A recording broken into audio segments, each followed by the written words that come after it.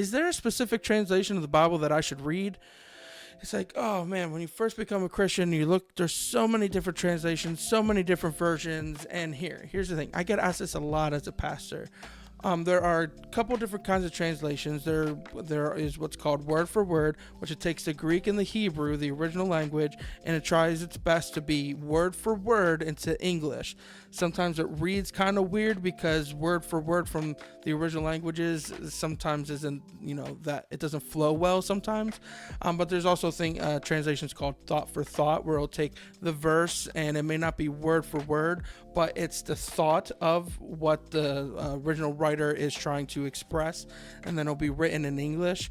And then some of these translations are written for different reading comprehensions, like 3rd grade level or 8th grade level, or high school or college. So if you're a newer believer, I would suggest getting something that's written in modern English, word for word or not. It's fine.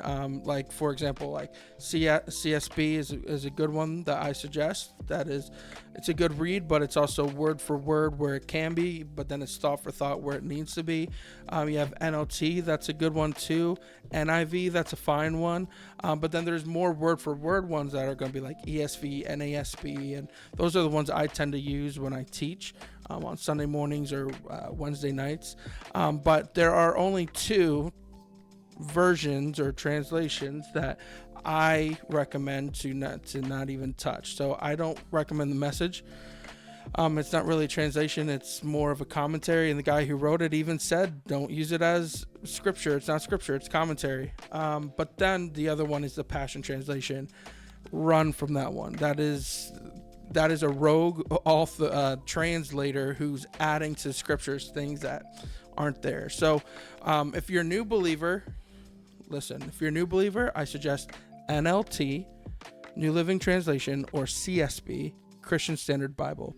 If you want to do some deeper study, I suggest NASB or ESV. So yeah.